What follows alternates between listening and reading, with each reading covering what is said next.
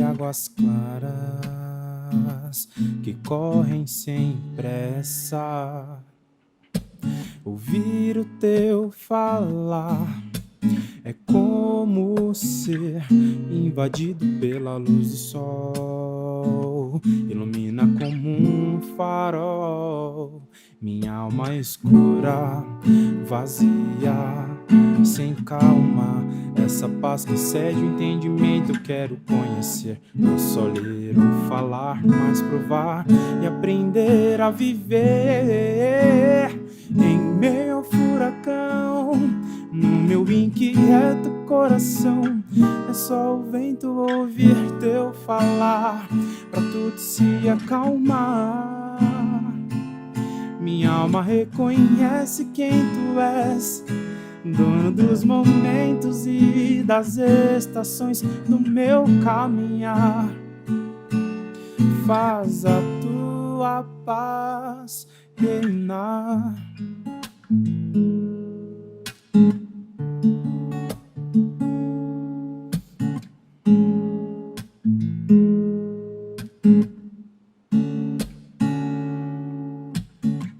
A tua voz é como um rio de águas claras que correm sem pressa. Ouvir o teu falar é como ser invadido pela luz do sol.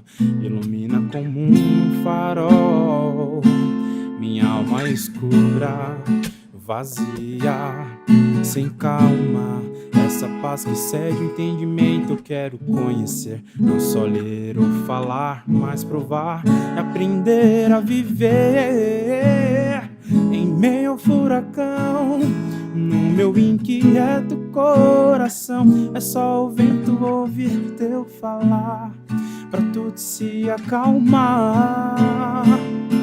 Minha alma reconhece quem tu és, dono dos momentos e das estações do meu caminhar.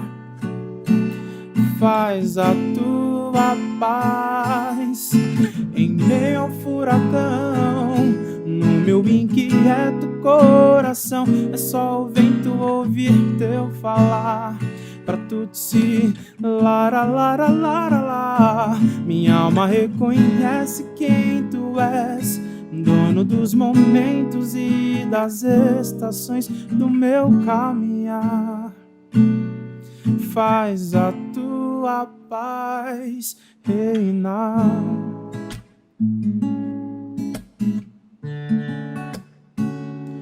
Oh, oh, oh, oh.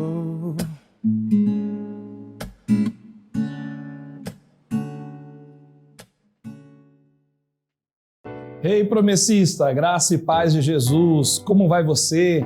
Como vai você, discípulo do Senhor? Espero que você tenha passado uma ótima semana, que você tenha tido ao longo dessa semana oportunidades para falar de Jesus, proclamar o Evangelho, ensinar a palavra a alguém, estudar a Bíblia com alguém, compartilhar das boas novas com pessoas próximas a você. Esse é o nosso chamado, é a vocação minha, sua, de todos nós, como discípulos do Senhor Jesus. Seja bem-vindo, hein? Está no ar o programa Igreja Missionária, abrindo aqui esse tempo, esse espaço na TV Viva a Promessa para compartilhar da graça de Deus com você e com a sua igreja local também. Nós vamos à nossa vinheta de abertura e voltamos daqui a pouco.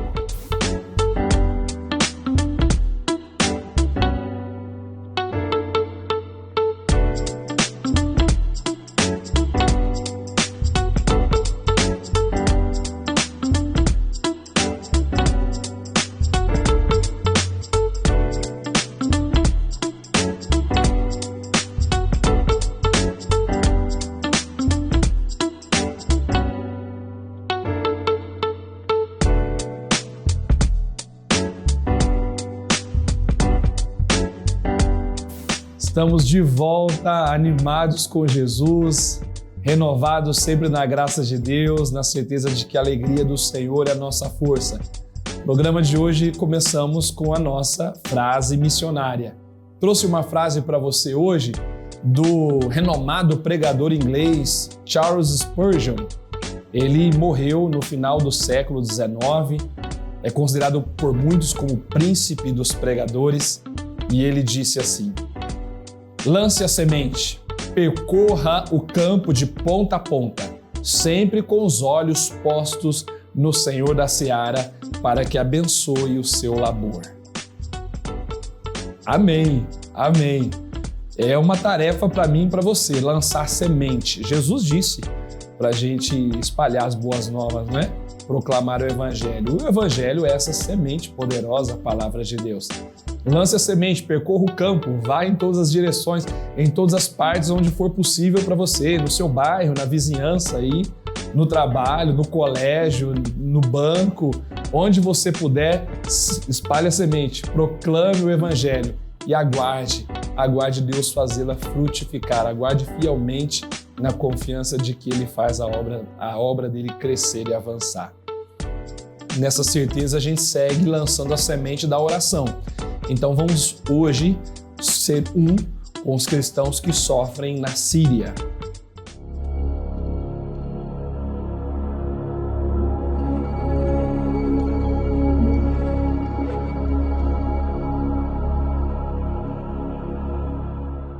Amigos queridos, a Síria fica no Oriente Médio, é um país que faz fronteira com o Líbano e a Turquia. Tem uma população de 19 milhões e 300 mil habitantes. A população cristã está em torno de 603 mil cristãos. A maioria religiosa na Síria é islâmica, mas também há um grupo razoável de drusos, da religião drusa, é uma religião de fala árabe, próxima ao Islã. Anos de conflito e instabilidade criaram um ambiente em que a perseguição floresce com impunidade. Em algumas áreas controladas por militantes islâmicos, líderes de igrejas históricas são principalmente alvo de sequestro ou ataques, já que tem uma visibilidade pública maior. Isso é feito para intimidar a comunidade cristã. Mesmo em áreas controladas pelo governo, evangelismo e conversão do islamismo para o cristianismo são vistos como ameaça à estabilidade social e, portanto, são fortemente reprimidos. Meu querido, para a gente que mora no Brasil, para nós que vivemos num país em que há liberdade religiosa, às vezes a gente nem imagina o que é ser um cristão num país como a Síria. Nós devemos orar, devemos ser sensíveis às necessidades dos nossos irmãos e irmãs que sofrem num país como esse, e Deus certamente os fortalecerá em resposta à oração da sua igreja. Vamos à oração.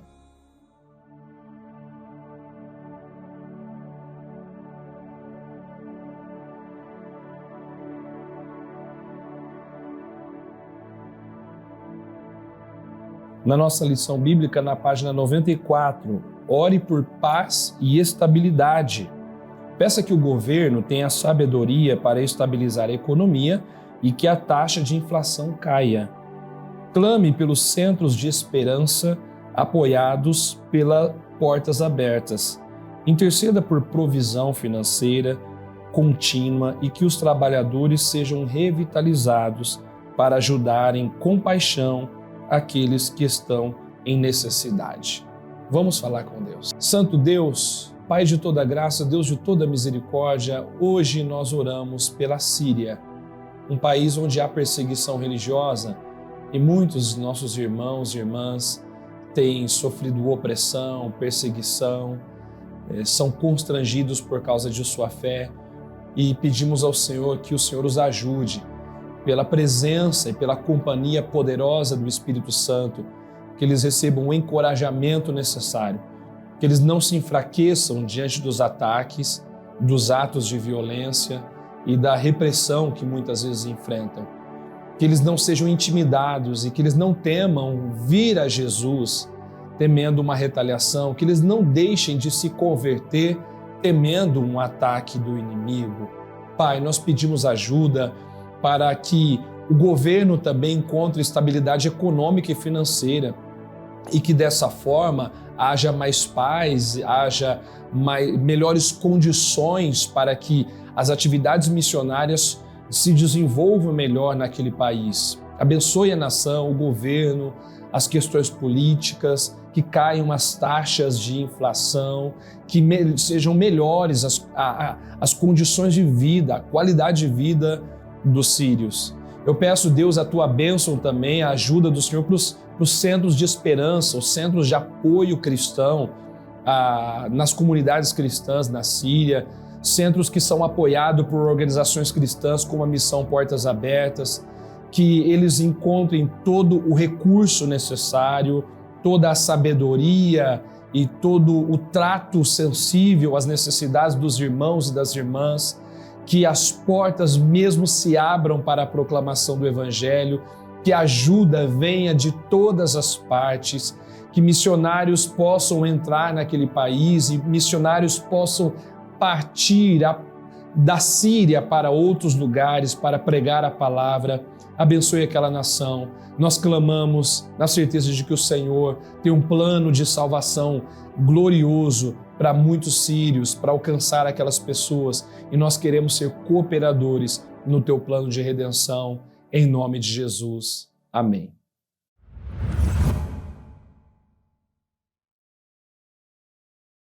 Amém, meus irmãos, graças a Deus. Vamos continuar orando pela Síria, pelos cristãos que estão lá, pelos refugiados, pessoas que saem da Síria em busca de melhores condições de vida, pelos líderes cristãos, pelas organizações missionárias que estão enviando pessoas para lá.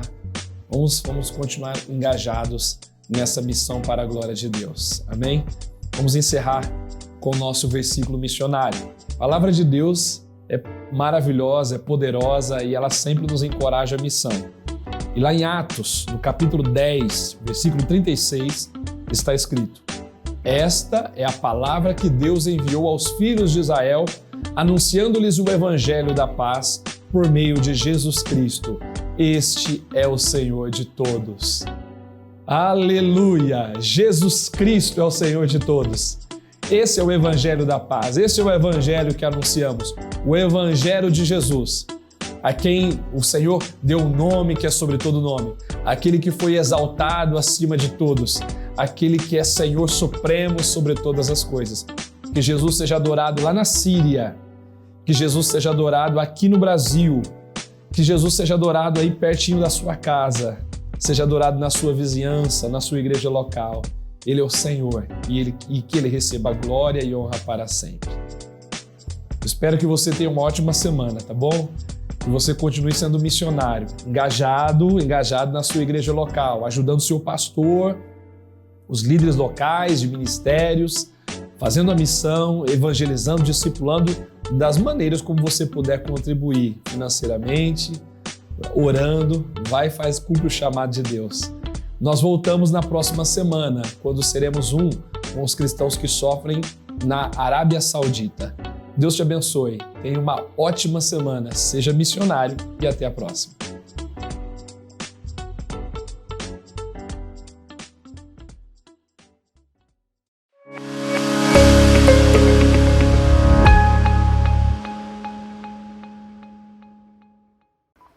Olá, meu irmão, minha irmã. Olha, passando por aqui pela programação da TV Viva a Promessa para te passar um recado importante. Mais do que um recado, um convite. E mais do que um convite, é uma maneira de estarmos conectados e uma maneira de podermos interagir juntinhos. Agora é oficial, a TV Viva a Promessa e o Promessistas Brasil, nós temos um grupo no WhatsApp. Meu irmão, nós temos um grupo oficial no WhatsApp do Promessistas Brasil TV Viva a Promessa. Lá você vai ser informado todos os dias do bloco ao vivo da manhã, do bloco ao vivo da noite, sobre os links dos programas que saem depois. Nós enviamos fotos dos bastidores, a gente faz enquetes, nós vamos ter sorteios, enfim, muita interação no WhatsApp oficial da sua igreja, a Igreja da Promessa. Além do WhatsApp, se você tem o Telegram, muita gente tem o Telegram, você pode participar também do nosso canal no Telegram, que terão as mesmas informações, nós teremos a réplica dos links, nós também teremos no Telegram, nós temos mais maneiras de interações. Então, com certeza vai ser um momento abençoador e nós contamos com você, promessista.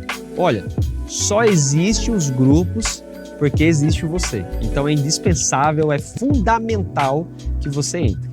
Vai aparecer os dados aqui embaixo, um QR Code, vai aparecer um link. Você pode clicar aqui, é bem fácil. Você clica nesse link e depois você já entra no grupo. Não tem nem aprovação, é só clicar e entrar. E você já faz parte do grupo do WhatsApp e do Telegram da sua igreja promessista, tá bom? Contamos com você, espero você lá no grupo para a gente interagir. Grande abraço.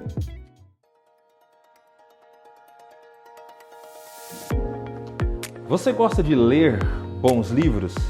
Já teve algum livro que mexeu profundamente com você e lhe ajudou em alguma área da sua vida?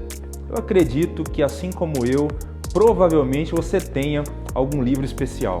Você sabia que a nossa denominação ela possui uma editora, uma livraria, a Editora Promessa? Nós estamos aqui agora, no centro de São Paulo, na nossa loja física, a nossa livraria no centro da cidade de São Paulo. Nós estamos ampliando o nosso atendimento para melhor alcançar e servir os nossos leitores, porque esse é o nosso objetivo como editora, servir através da publicação, proclamar o Evangelho através da publicação.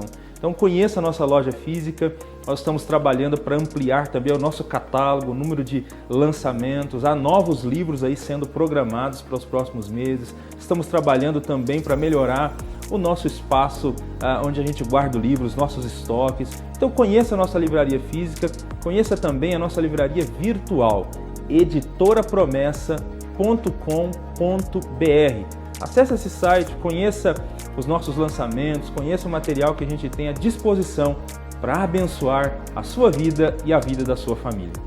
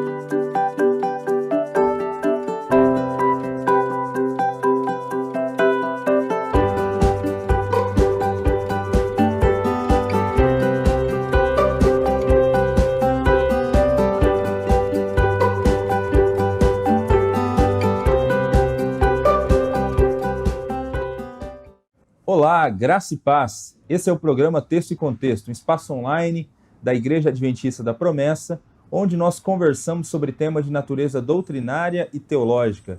Eu sou o pastor Eleilton e é uma alegria ter você por aqui. Nós vamos iniciar uma nova temporada no programa Texto e Contexto, onde falaremos sobre alguns temas selecionados do livro do Apocalipse. Esperamos em Cristo Jesus que seja uma temporada abençoada e edificante para a sua vida.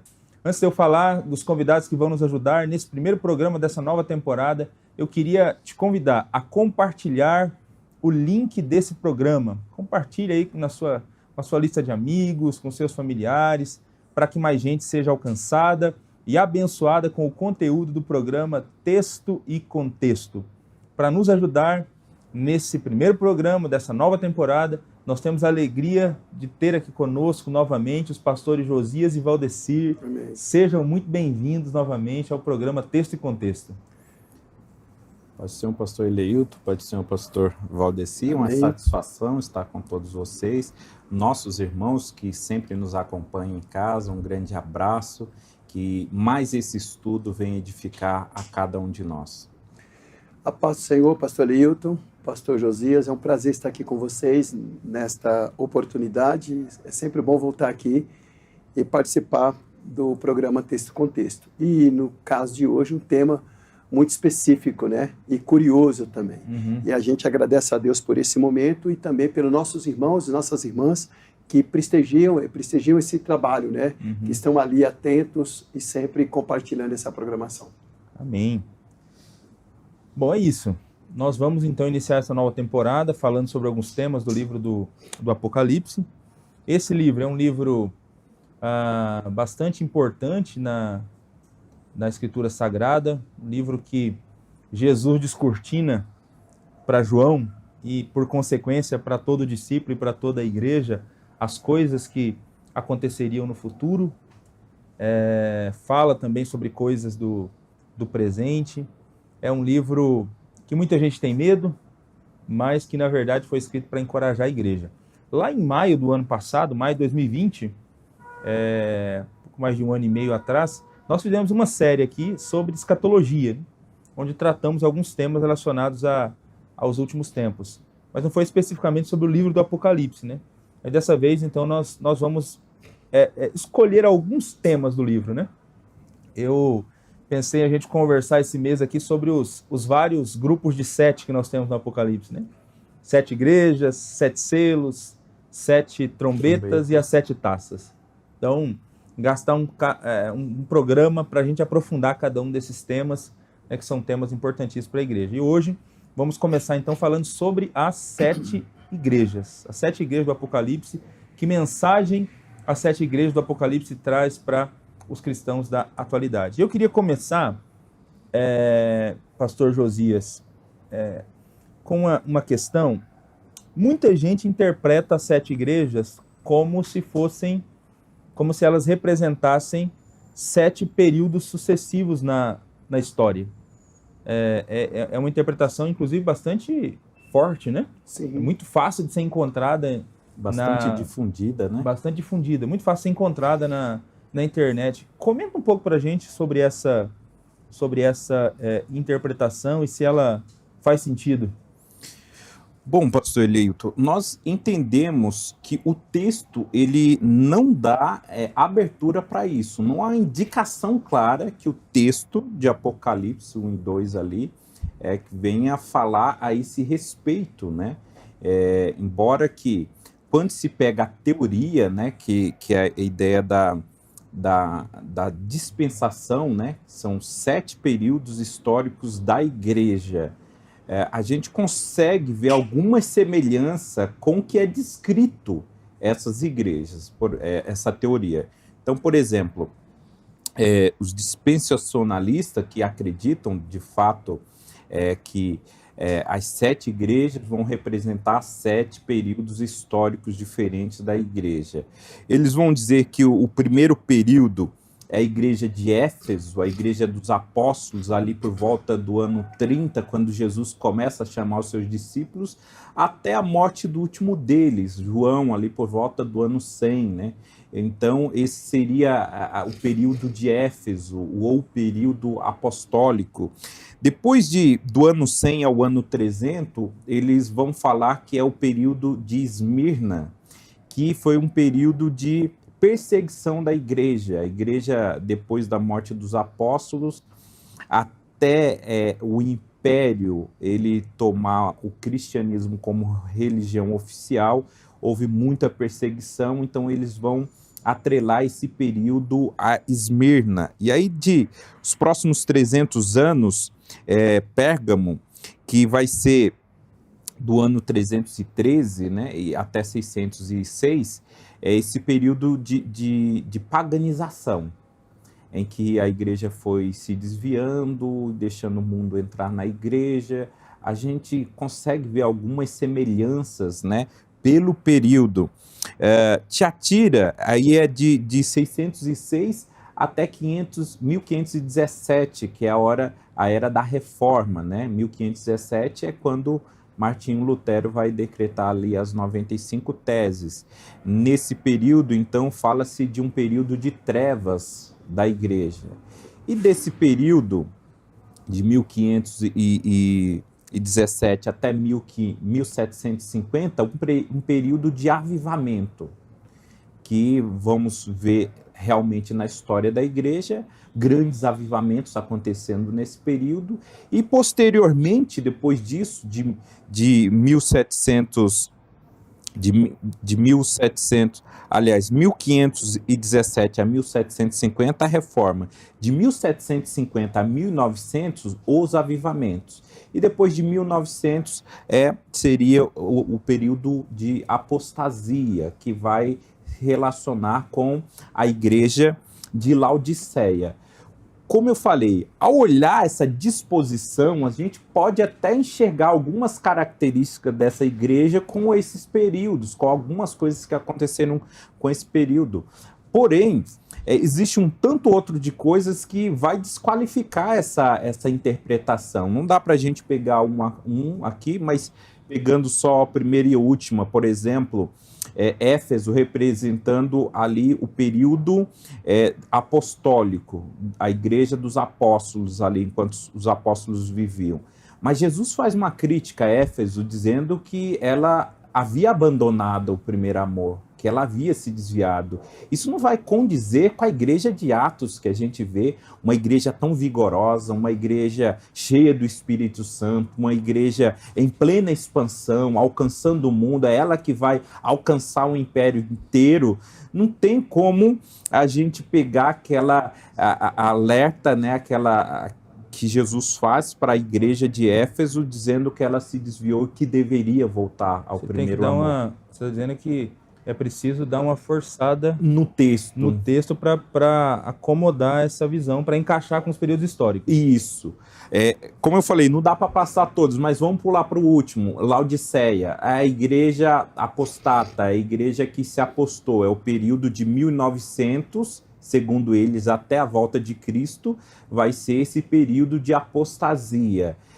Se a gente afirmar isso, é o mesmo afirmar que não tem esperança para a gente, porque a igreja de Laodiceia não recebeu nenhum elogio de Jesus Cristo, só foi a crítica mesmo, contundente, de uma igreja que havia deixado ele de fora. E a gente sabe, sem Cristo não há salvação. Então, é o mesmo dizer que a igreja de hoje não vai ter salvação. E quando a gente olha mais para frente no Apocalipse, por exemplo, nós vamos ver que a última igreja vai ser a melhor igreja que existiu, né? Alguns teólogos vão dizer aquilo que aconteceu em Atos 2 só foi um prenúncio do que vai acontecer com essa igreja última, porque lá aconteceu restrito a um cenáculo, e na igreja última, o cenáculo vai ser o mundo, vai ser a igreja inteira. Os missiólogos falam que nos últimos tempos, a igreja vai ser uma igreja semelhante a João Batista, que foi o precursor da primeira vinda de Cristo. Teve um João Batista, só que na segunda vinda de Cristo, os precursores serão inúmeros João Batista. Então, nós temos indícios de uma igreja extremamente vigorosa, uma igreja extremamente usada, cheia do Espírito Santo. Como coadunar isso com Laodiceia? Não tem como a gente falar que essas características que é descrito no próprio Apocalipse vão fazer referência à igreja de Laodiceia. Por mais que a gente veja alguma semelhança, né, no dispensacionalismo, mas vai haver tantas outras coisas discrepantes que não dá para a gente afirmar que o texto de fato está se referindo a 7 períodos históricos da igreja. Bom, se não é essa a melhor interpretação, então como a gente entende, então, pastor Valdeci, como seria melhor entender esses recados de Jesus para 7 igrejas? Eu acho que até a sua resposta, de alguma maneira, ela vai mostrar para a gente a razão pela qual a gente encontra semelhanças, né? Quando você vai pegar os períodos históricos, aí você olha assim, o que aconteceu, e aí olha o que está escrito na carta, e apesar de ter dessemelhanças, como você disse no começo, há algumas semelhanças. Mas por quê? Eu acho que talvez a resposta até mostre um pouco Ajuda isso. um pouco. Ajuda. Sim, pastor Eleuto. Tanto as igrejas do Apocalipse quanto o conteúdo das cartas, ela nos leva a a essa consideração que você acaba de colocar, porque o conteúdo e as cartas representam condições que se repetem muitas vezes durante a história da igreja. E aí, quando nós falamos a história da igreja, estamos falando da igreja primitiva até os dias de hoje. São todas as igrejas. Então, não descreve um período, como o pastor Josias acabou de relatar. Não é um período específico lá. Ou 7 eras, 7 períodos, né? Começando lá em Éfeso e vem aqui para a Laodiceia. Então, ela descreve as realidades que sempre estiveram presentes nas igrejas. E quando nós lemos a história da igreja, e principalmente no livro de Atos, você vai pegar a igreja e ver ela em forte expansão em todas as áreas, né? A palavra vai dizer comunhão, parte do pão, oração, fala do ensino. Paulo, quando ele escreve as cartas, ele faz advertência às igrejas, ele faz elogios às igrejas, e até nos dias de hoje, quando você lê a palavra, você consegue aplicar os ensinos que os apóstolos escreveram para as igrejas naqueles dias, para nós hoje, de forma assim, como se tivesse sido escrito para a igreja de agora. Né? Então, é para todas as igrejas, nesse caso aí. Em cada carta, a gente pode também destacar aí algumas peculiaridades encontradas na igreja ao longo da história. E quando a gente lê a carta, principalmente a carta escrita a Éfeso, Pérgamo, Tiatira e Sardes, você vai encontrar ali o Senhor Jesus, ele inspirando João a escrever, mostrando a realidade das cidades onde essas igrejas estão inseridas, e Jesus ele escreve se apresentando, dizendo como que ele é visto nessas igrejas. Ele mostra, olha, nessas igrejas sou visto assim. Ele se apresenta nas igrejas como Cristo daquela igreja. E é interessante pensar também que é possível encontrar nessas igrejas elogios, Jesus elogiando as igrejas, e hoje você encontra igrejas que são elogiadas, mas você encontra repreensão e você encontra promessa feita àquelas igrejas, promessas diversas feitas às igrejas. Agora, o que me chama a atenção é que na carta a Esmirna e a Filadélfia não há repreensão. Né? Jesus não repreende essas igrejas, mas, no entanto, ele elogia, ele se apresenta para a igreja, ele se encontra nessas igrejas. E na igreja de Laodiceia não tem elogio, né? Nós não encontramos elogio. Então, quando você olha para a história da igreja, você vai encontrar igrejas que são elogiadas, igrejas que são advertidas, igreja onde Cristo está mais presente, né? E igreja também onde Cristo não está presente. Tem uma boa liturgia, uma boa ortodoxia, mas, no entanto, Cristo não faz parte daquele culto, né? Pensando nessa linha, é importante destacar que essas 7 igrejas, essas 7 não eram as únicas existentes ali na Ásia Menor, né? Não eram as únicas. Lá existia também outras 3 igrejas, né? Que é a igreja de Colossos, de Herápolis e de Troade. Nós estamos falando da Ásia Menor, estamos falando da Turquia, no caso de hoje ali, né? Que fica ao norte da Turquia. Nós temos ali o Mar Negro, ao sul o Mar Mediterrâneo, e do lado ali ao oeste nós temos o Mar Egeu. Aí, para as pessoas se localizarem, quem sai de Éfeso para ir, por exemplo, para Corinto, tem que passar naquele caminho que vai passar próximo à ilha de Patmos, a ilha de Creta, e vai chegar lá na região da Grécia. Então, as igrejas estão ali. Nós temos, no mínimo aqui, 10 igrejas sendo destacadas. No entanto, a Bíblia nos apresenta, as cartas são enviadas às 7 igrejas, né? Às 7 igrejas. Então, podemos fazer as perguntas, indagar por qual razão, então, que é endereçada só às 7 igrejas, né? Porque só elas foram escolhidas, né?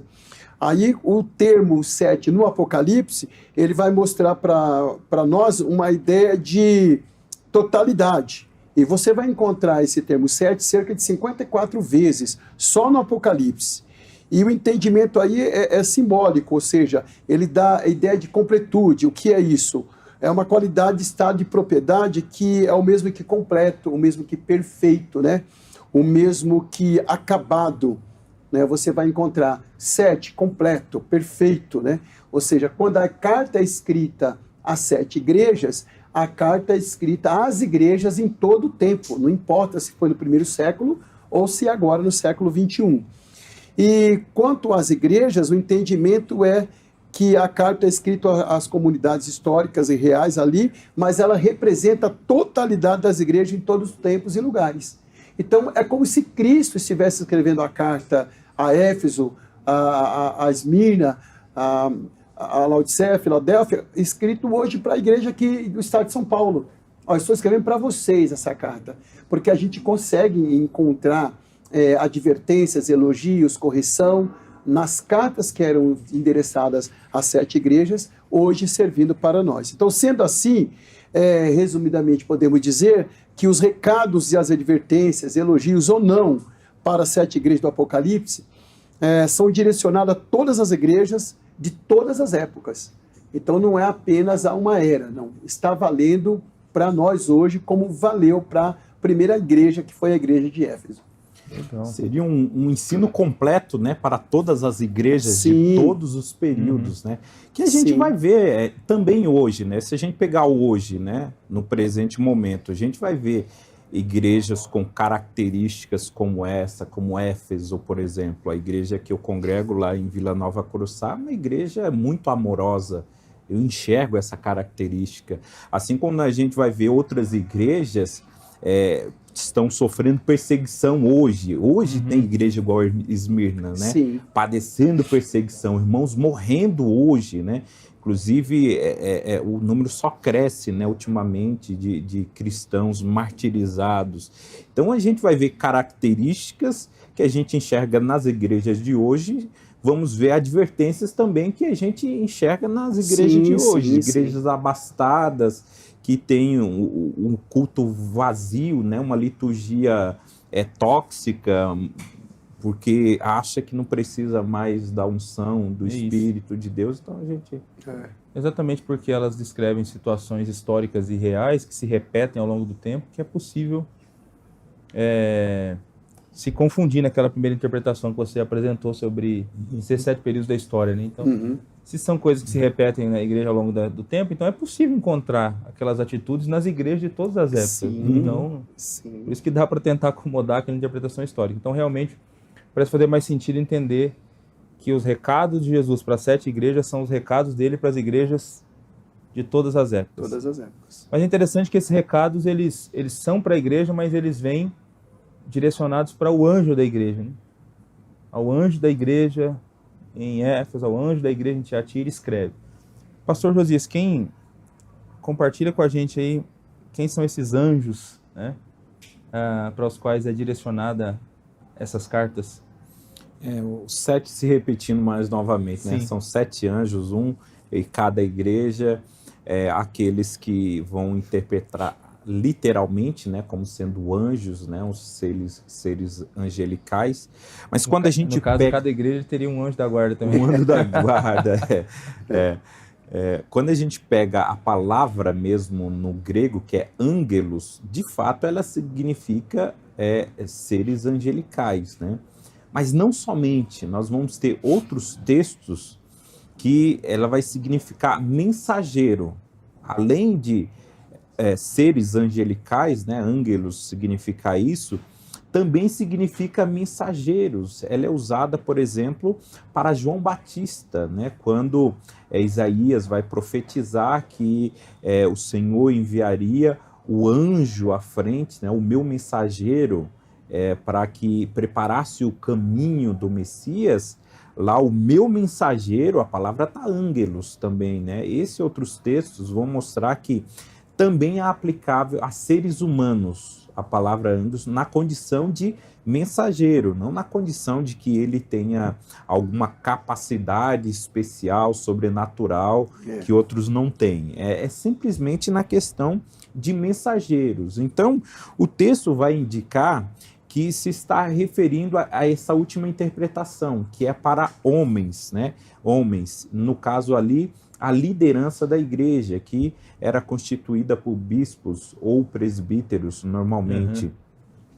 Nessa interpretação, fica mais fácil de a gente entender o texto e fica mais coerente, porque pensamos, imagina, Jesus, ele revela a um ser humano, João, manda João escrever e diz, vai, entrega para um ser angelical para que esse ser angelical pregue para homens. A lógica não bate a lógica, né? Fica mais lógico Jesus mandando um homem escrever para que seja entregue para outro homem, para que esse homem pregue para homens, né? Então, nós entendemos aqui que é o líder da igreja, né? Sim. Seja ele como queira chamar, pastor, bispo, presbítero, mas ali eram 7 pessoas, né? 7 líderes de fato, né? Alguns vão dizer que nessa época, por exemplo, quem está em Éfeso é Timóteo, né? Então é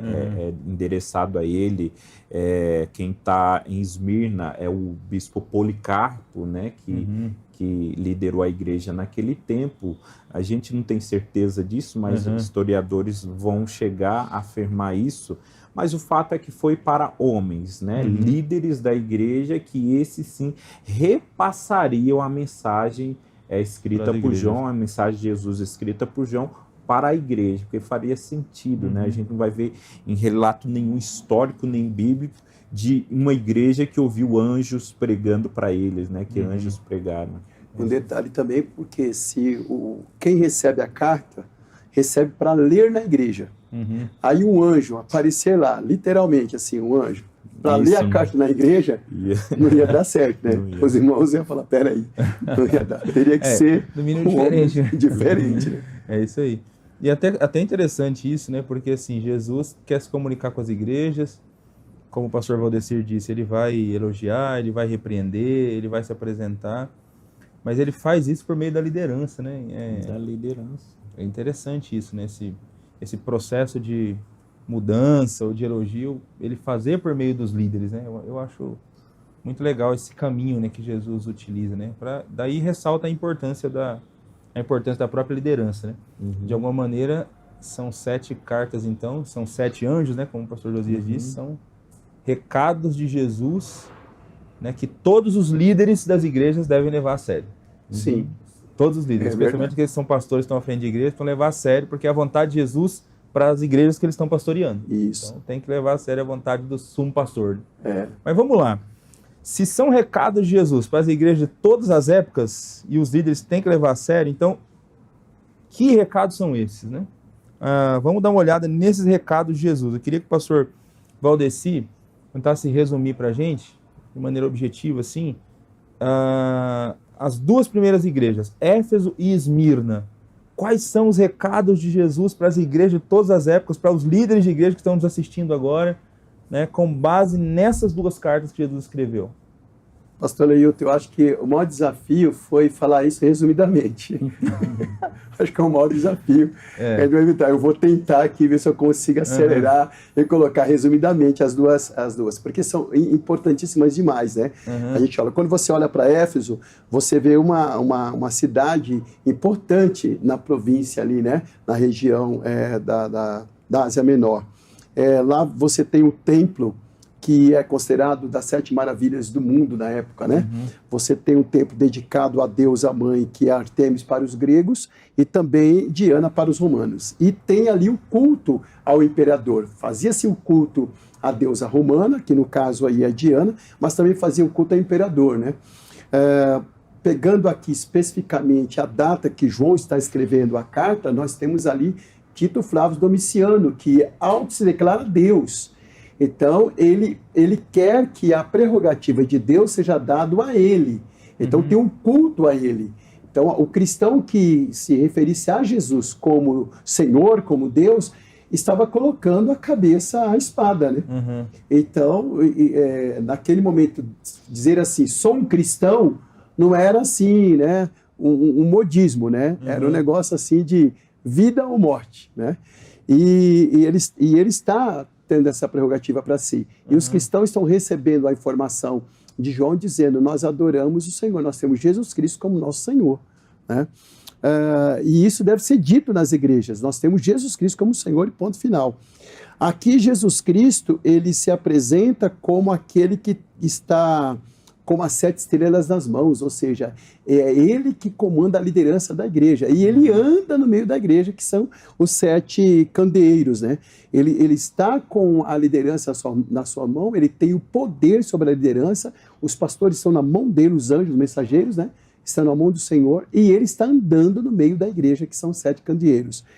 E ele elogia essa igreja, ele fala, eu conheço a obra de vocês, vocês são pessoas trabalhadoras, uma igreja que tem um trabalho árduo, uma igreja perseverante, eu sei que vocês não toleram homens maus, e que pôs à prova aqueles que se dizem apóstolos, mas não são, e descobriu que eles eram impostores, eles falam, vocês zelam, vocês são zelosos pela igreja, trabalham e combatem os falsos mestres. E a comunidade ali de Éfeso, ela é tida assim de uma maneira bem específica como uma igreja perseverante e trabalhadora. Ela não para, né? Ela lutava contra a maldade daqueles mestres que se apareciam lá dizendo algo deles próprios e não da palavra de Deus, né?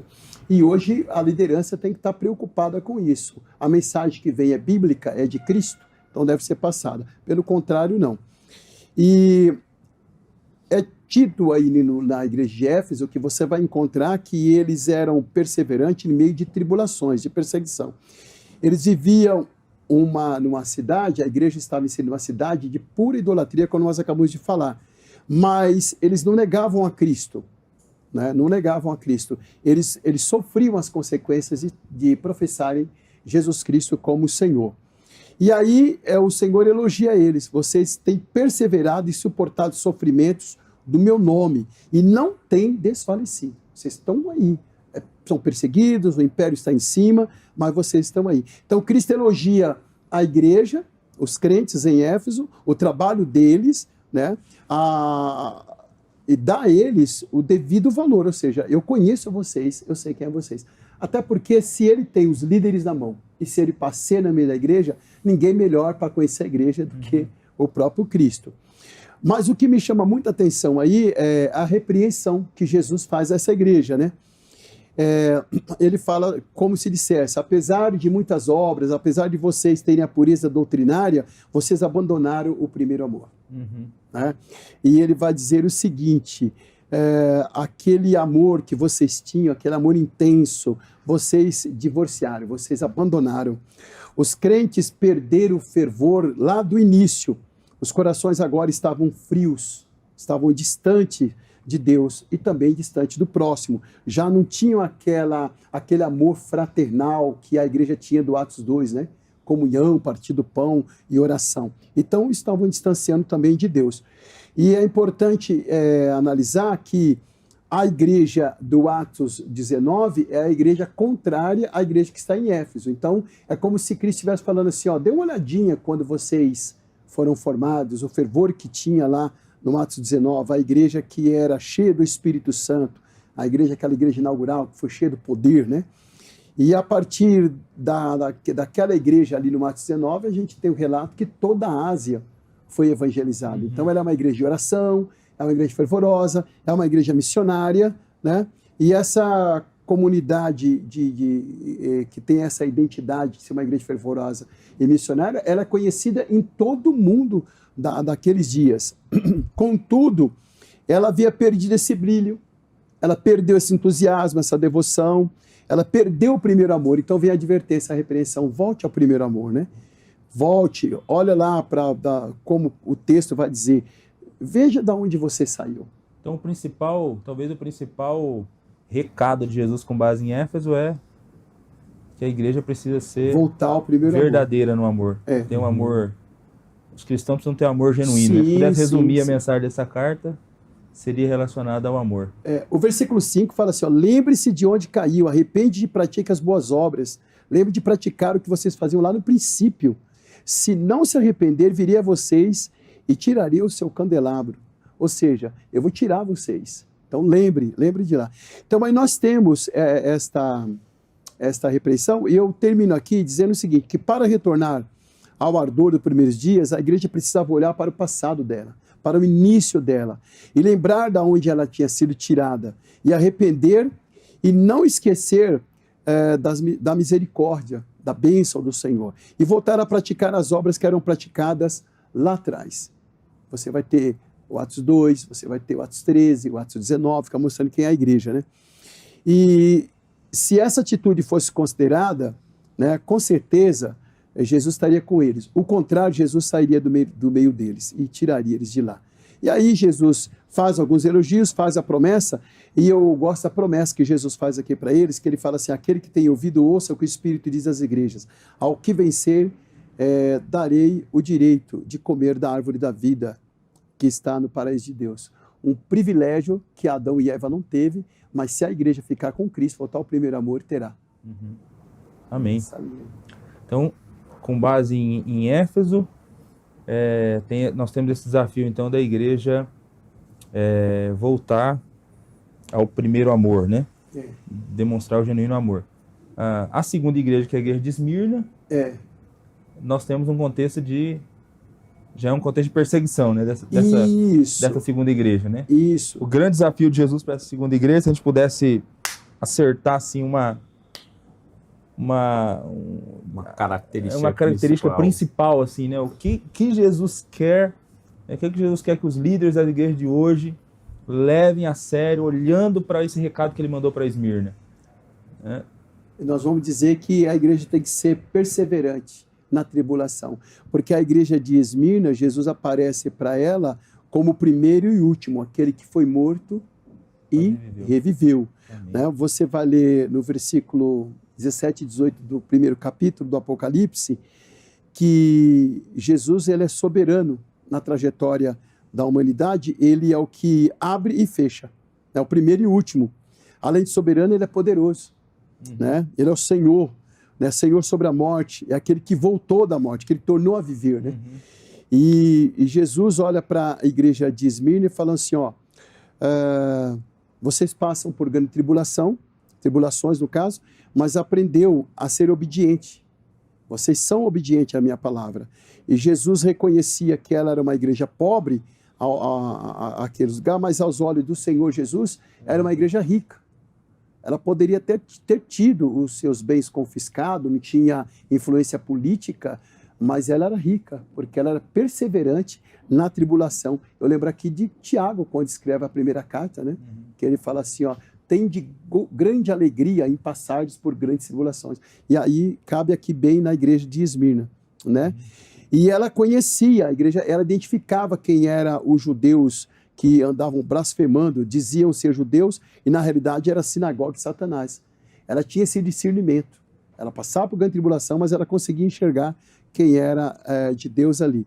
Então, nós vamos entender aqui também em Esmirna que tem uma promessa do Senhor Jesus ali para ela, interessante, que ele vai dizer o seguinte, se você for fiel até a morte, eu vou te dar a coroa da vida. E passando por essa perseguição, ele está dizendo, persevera. Vocês vão até morrer, mas vão ressuscitar. Amém. Vai receber a coroa da vida. E a segunda, a promessa que nós podemos dizer, é que eles não sofreriam o dano da segunda morte. Ou seja, vocês não vão para a segunda morte. Né? Vocês ressuscitarão e estarão comigo. Podem até morrer uma primeira vez, né, por conta da perseguição, mas a segunda morte não terá poder sobre vocês. Né? É destinado àqueles que não perseveraram, né? É isso aí. O contrário de Esmirna. É isso aí, pastor. Então, o grande desafio com base em Esmirna é perseverança e meio sofrimento. Né? Perseverança. Amém.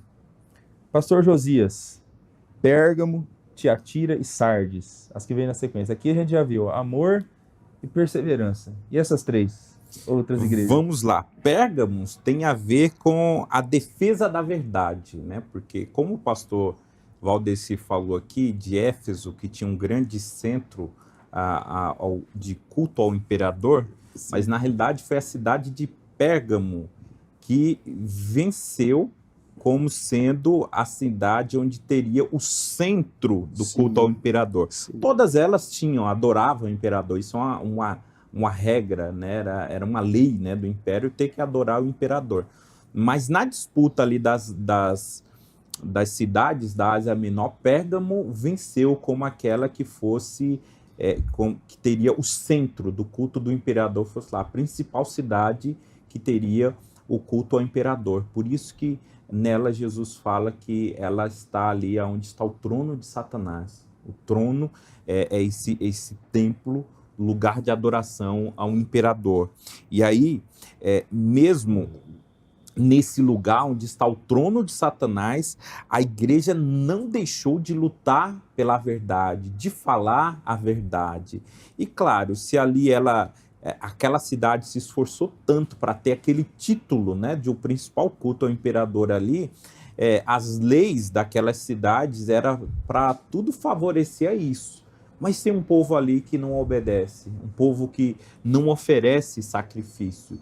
E aí é onde a perseguição é muito acirrada e eles preferiam morrer do que negar o nome de Cristo. É por isso que Jesus ele fala, né, que conservaste o meu nome e não negaste a minha fé, mesmo Amém. Diante de tanta tribulação, de tanta perseguição. Foi ali, né, que o líder deles é morto, daquela igreja, Antipas, uma morte horrível. Dizem que ele foi morto, colocado na barriga de um touro de bronze, em que se acendia a fogueira embaixo, né? E ele morrer lentamente ali, cozinhado dentro daquela estrutura de bronze ali. E Jesus, ele viu aquilo, né? E eles assim, e chamou ele de a minha fiel testemunha.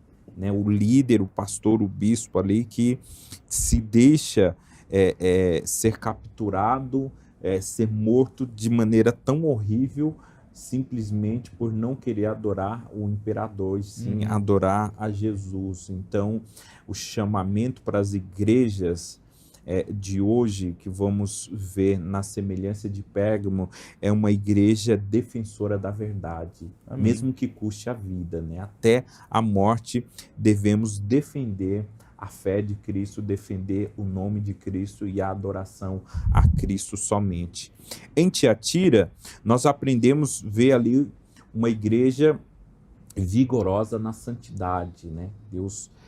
Jesus vê essa marca na igreja, ele elogia essa marca na igreja, ele faz promessas a essa igreja com base nessa característica dela, uma igreja que devia investir em santidade, continuar investindo em santidade, embora viesse ali uma profetisa que tinha uns ensinos muito errôneos, né, de promiscuidade, de idolatria, não tem nada a ver.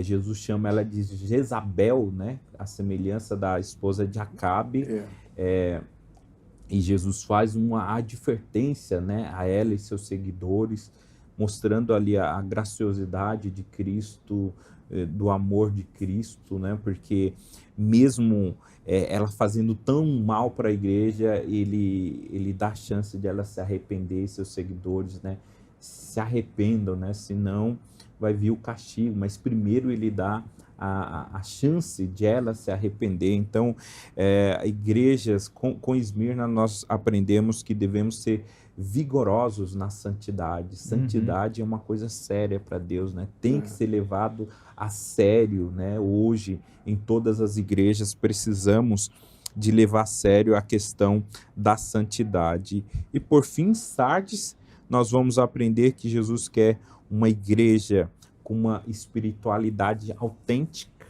né? Uma igreja que não seja como aquela figueira que ele amaldiçoou, que tinha tanta folhagem, mas não tinha frutos, né? Aqui ele chega a citar uma igreja de mortos-vivos, né? Uma igreja The Walking Dead, né? Tava morta, mas tinha fama de vivo, né? É verdade. Porque o culto era pomposo, liturgia impecável, mas faltava espiritualidade, autenticidade na espiritualidade dessa igreja, né? O próprio Jesus vai falar, você tem fama de que vive, mas eu sei que vocês estão mortos espiritualmente, né? Então, com Sardes, nós aprendemos que a igreja tem que ter uma espiritualidade autêntica, ela deve ser coerente com o que crê e o que pratica, ela deve ser coerente com aquilo que ela fala e aquilo que ela pratica, né? Senão vamos entrar numa religiosidade infrutífera que somente vai ter aparências, né? Mas no fundo, está morto. Então, uma igreja igual Sardes, ela perde a percepção da realidade, né? Ela é enganada pela sua própria maneira de ser, de agir, e Jesus requer que a igreja dele tenha espiritualidade com autenticidade. Legal. Eu li uma vez que se fosse pedir para uma pessoa do primeiro século escolher uma igreja para congregar, e a pessoa fosse analisar o perfil das 7 igrejas, talvez ela escolhesse Sardes. Sardes, pela aparência, né? Por conta da aparência, porque era uma igreja famosa, né? Então, assim, ela era a mais famosa de todas as 7, né? Então, o pessoal escolheria Sardes, né? Mas pela visão de Jesus, né? Pela visão clínica de Jesus, que diz que conhece todas as igrejas, inclusive as nossas, né? Que conhece todos os problemas da igreja, ele falou que era só aparência, né? Então é terrível isso, né? Terrível essa fala de Jesus. Você fica naquela assim, qual que é dessa aí que merece mais correção? Aquela que martirizou Antipas, aquela que dava ideia para as doutrinas de Jezabel, ou a outra que né, vive só de aparência, você vê uma situação. E aí alguém pode dizer assim, não, nós não martirizamos ninguém, nós não adoramos idolatria, mas está numa aparência só, né? Só tem a capa. Jesus vai dizer que para os fariseus, né, que são sepulcros caiados, né? Tá por fora branquinho, mas por dentro uma podridão, né? É isso aí, você que é líder de igreja, então vai anotando aí, ó. Jesus quer que as suas igrejas tenham um genuíno amor, Éfeso, sejam perseverantes no sofrimento, Esmirna, defendam a verdade, Pérgamo, vivam a santidade, né, o Tiatira, e tenham espiritualidade autêntica, né, Sardes. Agora vamos lá, falta 2, falta Filadélfia e Laodiceia. Pastor Valdecir. Vamos lá. Quando você fala de Filadélfia, alguns teólogos vão identificar ela como uma igreja pequena, mas ela é perseverante, né? Ela é pequena, mas é perseverante. E ela tem ali uma localidade muito importante, numa rota comercial, né? A rota do Império, e ela é chamada também por Porta do Oriente. Então ela é especial, uma cidade especial. A igreja está ali, né? O culto pagão principal ali era Dionísio. O maior problema eram os judeus e não os pagãos para a igreja. Os judeus davam mais trabalho para a igreja do que os pagãos. Os religiosos, né? Davam mais trabalho que os ímpios. Justamente. Quer dizer, qualquer encontro aí não é mera coincidência, né? Então, se fosse para escrever hoje essa carta para algumas igrejas, ia acertar, né? Porque às vezes aquele que conhece dá mais trabalho do que aquele que não conhece. É dito que a igreja de Filadélfia era a igreja mais jovem ali de toda a Ásia, né? E Filadélfia, ela vai indicar, o seu nome vai indicar amor de irmão, né? Filadélfia. Jesus, ele vê nessa cidade umas dicas no aspecto cultural da cidade. E eu fiz questão de destacar da seguinte forma, que Filadélfia, ela foi fundada para ser embaixadora da cultura grega ali na Ásia. Porém, Jesus queria que ela fosse embaixadora do Evangelho.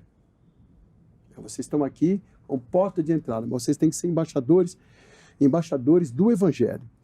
E por causa de ser uma região ali, a cidade próxima, ou numa região vulcânica mesmo, né?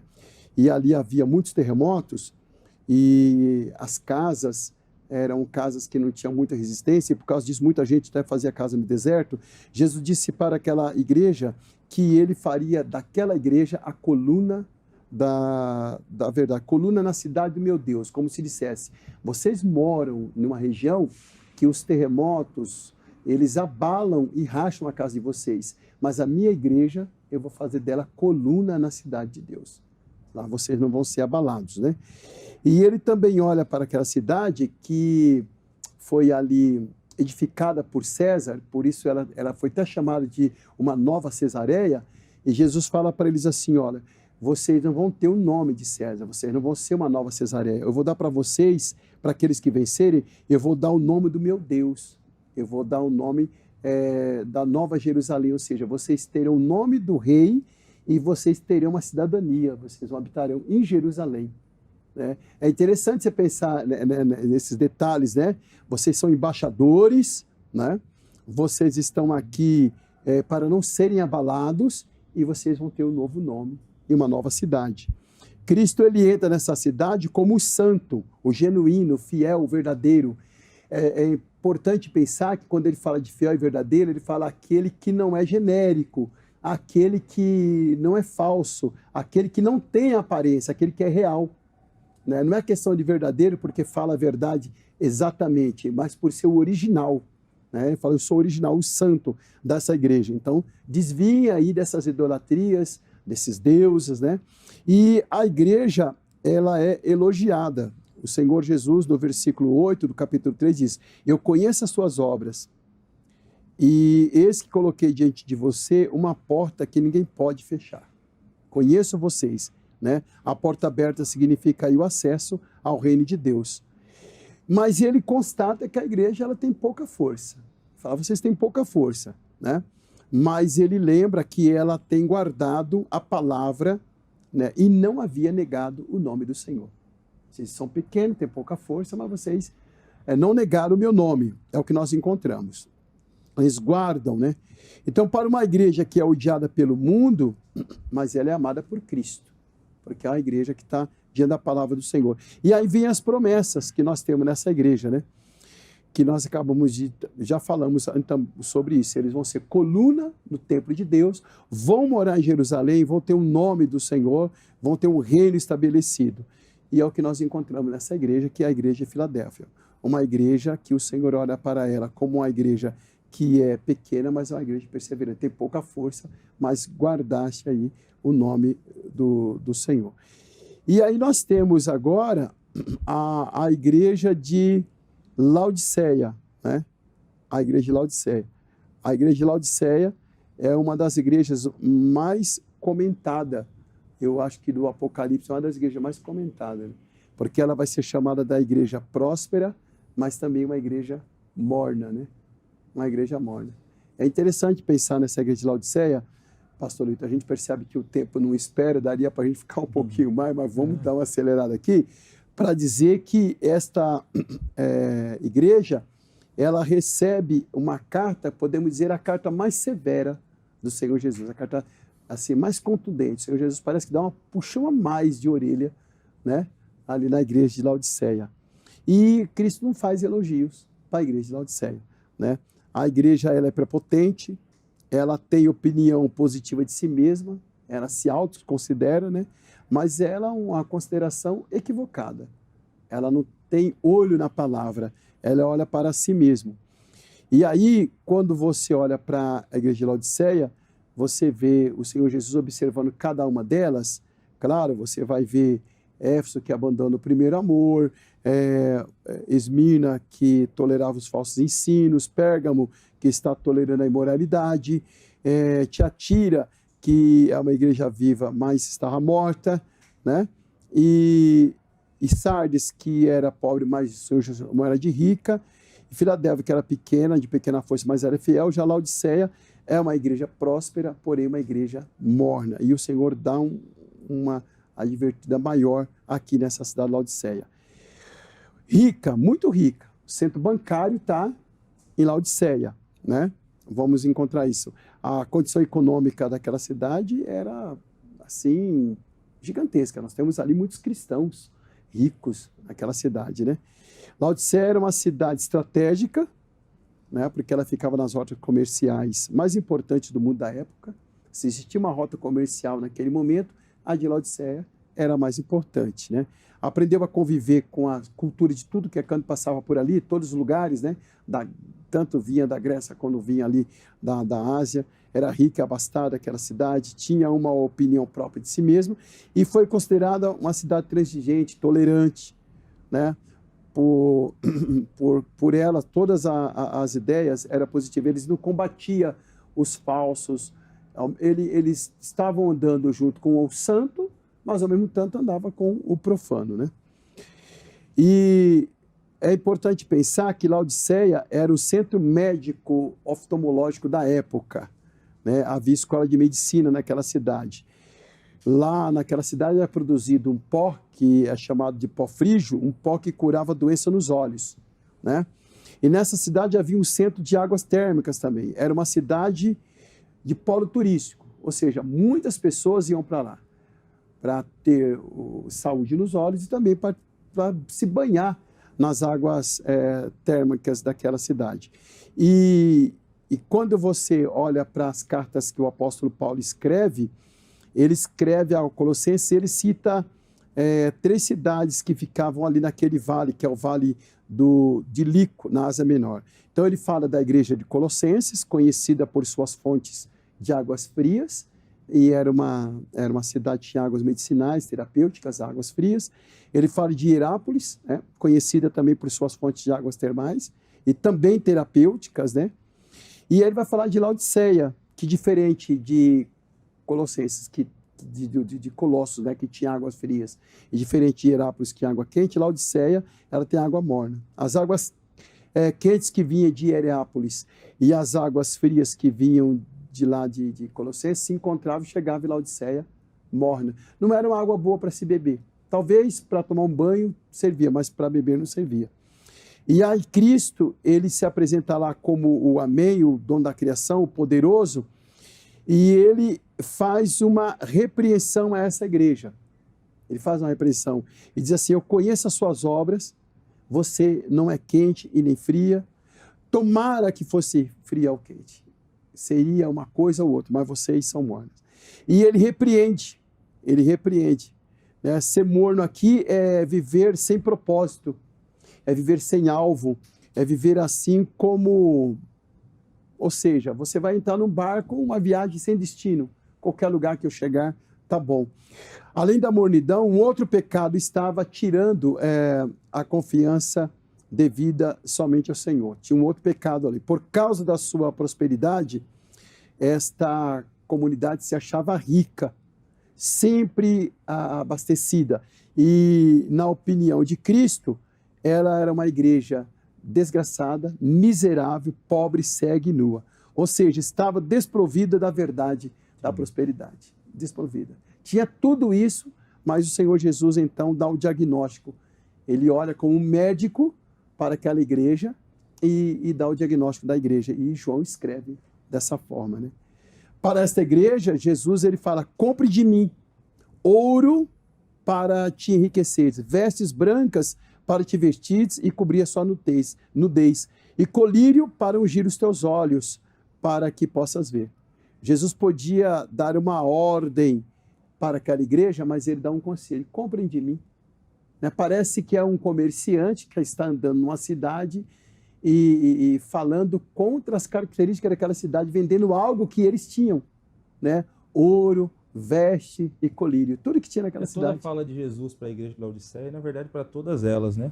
Parece ser uma fala extremamente contextual, né? Jesus, ele apresenta os recados utilizando elementos culturais, né, das 7 cidades. É até um exemplo até de contextualização para a gente, essas falas de Jesus, né? Mas é bem interessante mesmo esses recados de Jesus para Laodiceia, né? Ele falou: eu tenho ouro para vocês, e eles têm riqueza. Sim. Ele diz: olha, eu tenho um veste para vocês, lá tem a produção da lã negra, né? Uma lã caríssima, famosa, um comércio grande, e lá tem colírio. E ele fala assim: compre de mim. Né? Então o Senhor Jesus chama a atenção dessa igreja e ele repreende, né?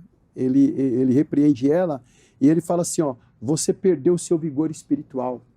Né? Olha para a igreja de Laodiceia: você perdeu o seu vigor espiritual, seus valores espirituais, a sua visão espiritual foi perdida.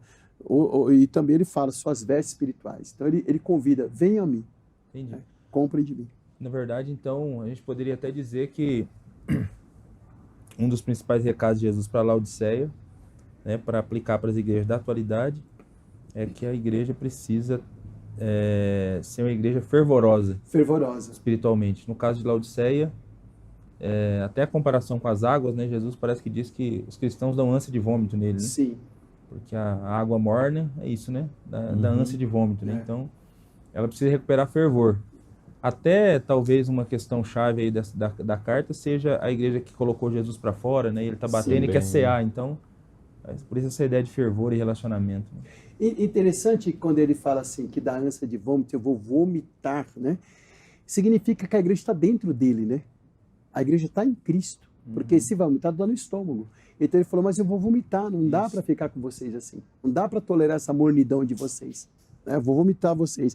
E ele faz uma promessa, ó, assentar-se com Cristo em seu trono, assim como Cristo fez com seu Pai. Os cristãos, eles se voltassem para Deus, se aceitassem o conselho dele, eles iriam participar da glória do reino de Deus. Amém.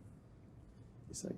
É isso aí. Temos vários recados de Jesus para as igrejas do nosso tempo, para a liderança do nosso tempo. Né? Espero que vocês tenham anotado aí todos os recados. Né? A gente termina aqui então com Filadélfia e Laodiceia, né? Um recado mais parece centrado mais na ideia da missão, né? Que é Filadélfia, a porta aberta diante deles, uma igreja que tinha pouca força, uma igreja pequena diante de uma grande cidade, mas Jesus tem promessas para ele e esse recado para a igreja de Laodiceia.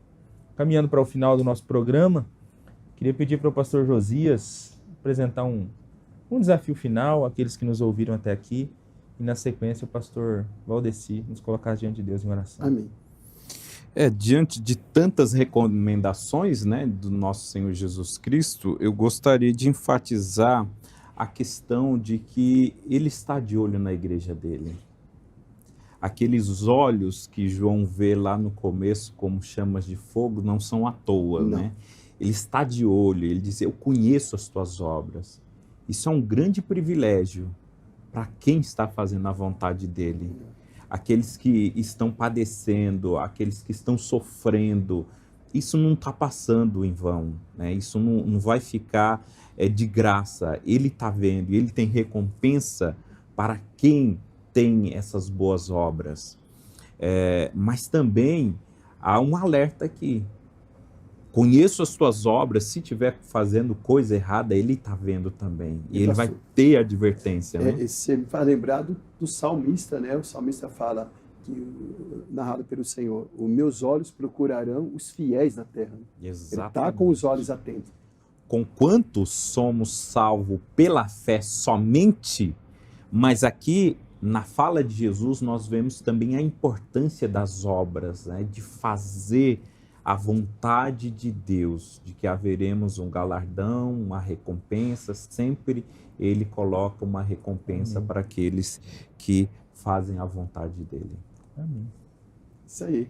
Então vamos orar e pedir que o Senhor Jesus nos dê condições de entender os ensinos dEle. Ao ler essas cartas, a gente possa olhar para nós e vermos naquilo que somos elogiados, mas naquilo que também que somos advertidos, né? Amém. E quando Jesus voltar, a gente possa estar fazendo assim.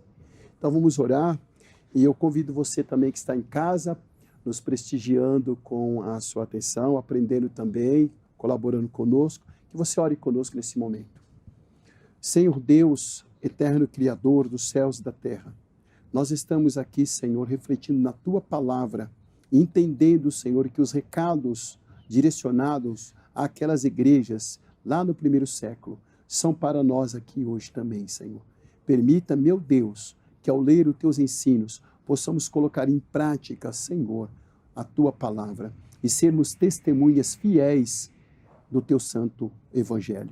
Senhor, permita que possamos andar de cabeça erguida, com fé, levando a Tua palavra a outros corações e que mais pessoas possam fazer parte desse povo que espera a Tua volta. Amém. Nós oramos no nome de Jesus Cristo, que todos os nossos irmãos e irmãs sejam abençoados por Tua palavra e continuem firmes e fortes na caminhada para Canaã celestial.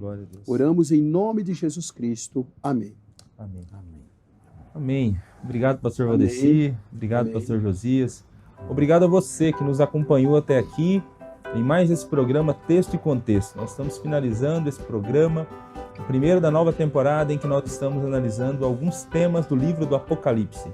Não perca o programa da próxima semana, onde nós vamos continuar falando sobre esses temas e vamos conversar aqui um pouco a respeito dos 7 selos. Hoje falamos sobre as 7 igrejas, na próxima semana sobre os 7 selos. Eu espero vocês, Que o Senhor Jesus continue lhes abençoando, em nome dele.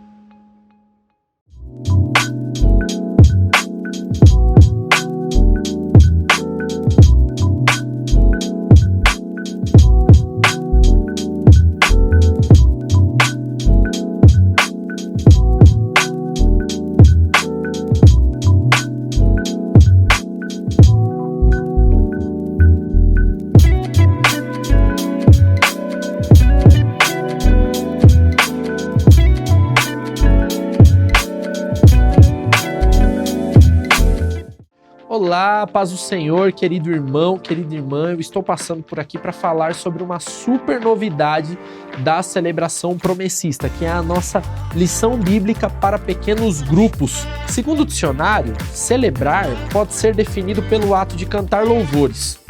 O momento de celebração é quando exaltamos e reconhecemos um grande feito com alegria e entusiasmo. O salmista Davi, no Salmo de número 95, no verso 1, apresenta um convite à celebração para que nos coloquemos diante de Deus de forma calorosa e exultante, celebrando-o pelos seus grandes feitos. A celebração promessista é um momento em que temos a oportunidade de exercer nosso ministério artístico. Por isso, nossas ações se tornam, de fato, relevantes enquanto somadas a 5 valores que devem estar presentes em nossos cultos: conteúdo bíblico, espiritual, contemporâneo, comunitário e missionário. Essencialmente, nossos talentos, possuindo esses 5 valores, fazem com que nossa participação nas celebrações se torne mais do que uma apresentação e nos unem ao propósito da igreja, que é adorar a Deus, anunciar o Salvador, aparelhar os santos, amparar os necessitados e alimentar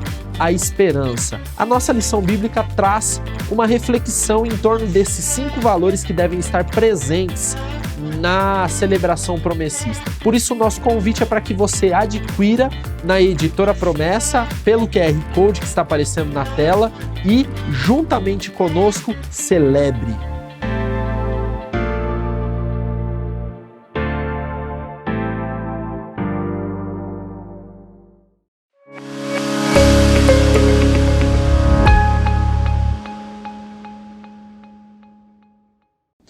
Fala, empreendedores! Tudo bem com vocês? Tudo bem com sua família, com seus negócios, com sua casa, com suas finanças? E aí, você está preocupado com o novo governo do Brasil? O que vai acontecer no governo Lula? Muitas pessoas estão preocupadas com isso. O que vai acontecer com a poupança e principalmente com o Tesouro Direto? É isso que eu pretendo falar nesse vídeo, nesse programa, e eu gostaria que desde já você já compartilhasse nas suas redes de relacionamento, em todos os lugares, porque o assunto é muito importante. Essa semana, muitos clientes meus me ligaram muito preocupados, desesperados com o que vai acontecer com o Brasil nos próximos 4 anos. Então eu resolvi explicar hoje sobre Tesouro Direto, que talvez essa seja uma dúvida sua também. Eu sou Daniel Freschi, educador financeiro, e esse é o programa Mais Valor.